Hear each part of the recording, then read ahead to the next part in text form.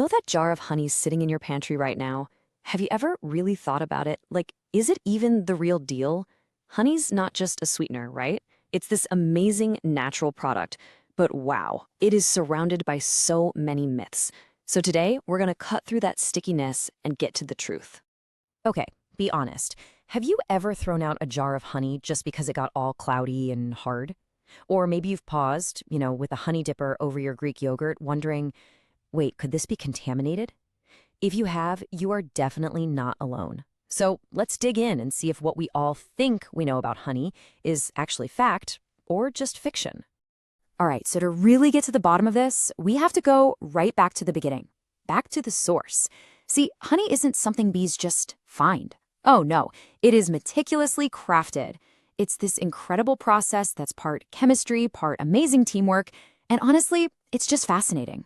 So it all starts with nectar, of course, but the real magic, that happens back at the hive. Get this, worker bees pass the nectar to each other, mouth to mouth, and with each pass, they're adding these special enzymes that start to change it.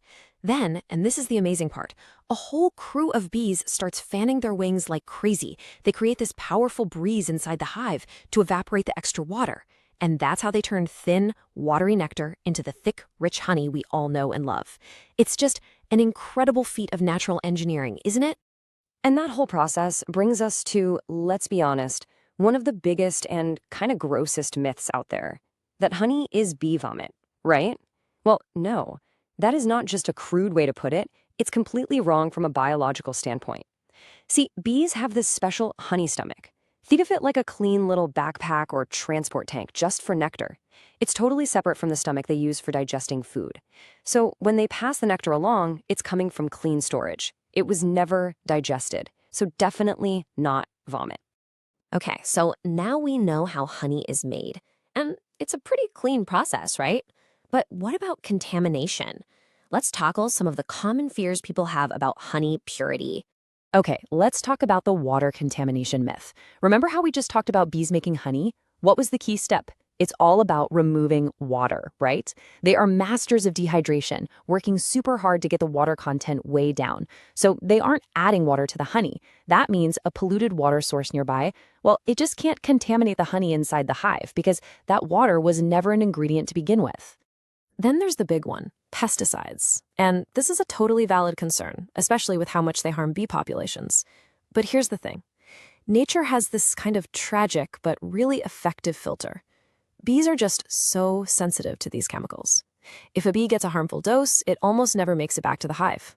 It's sad, but it means the colony and the honey are protected.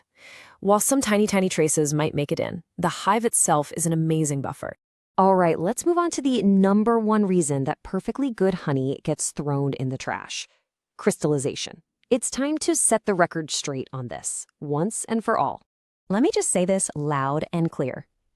When your honey gets thick and grainy, or even turns solid, it is not spoiled, and it is not fake. It's a completely natural process. This process, called crystallization or granulation, it just happens. It's what real honey does.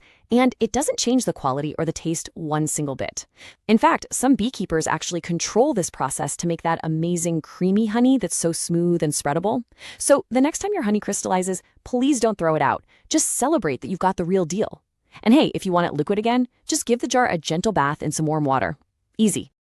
So if crystallized honey is actually a good sign, what about all those viral purity tests you see all over the internet? You know exactly what I'm talking about. Let's find out if any of them actually work. Yeah, I'm talking about the matchstick test, where you see if it'll light up, or the water test, where you watch how it dissolves, or my personal favorite, swirling it in water to see if a magical hexagonal pattern appears. They look kind of scientific, right? But the truth is, they're all completely 100% unreliable. So why don't they work?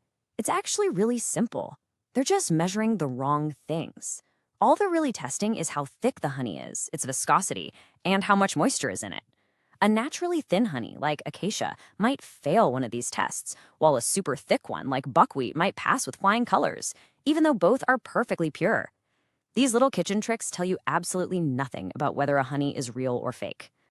Okay, so if we can't trust those home tests, what can we look for? What does the color and texture of honey actually tell us? Let's dive into that.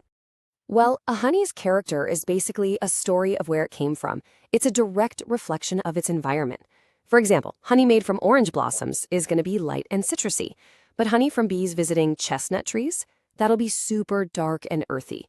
Even the age of the wax comb it was stored in can change the color of it. The key takeaway here is that dark isn't better than light, and light isn't better than dark. They're just different. They're telling you the story of a completely different place. So here's the crucial point. Variety is actually the truest sign of authenticity. You can have a light floral honey from one place and a dark, almost molasses-like honey from another, and both can be 100% pure.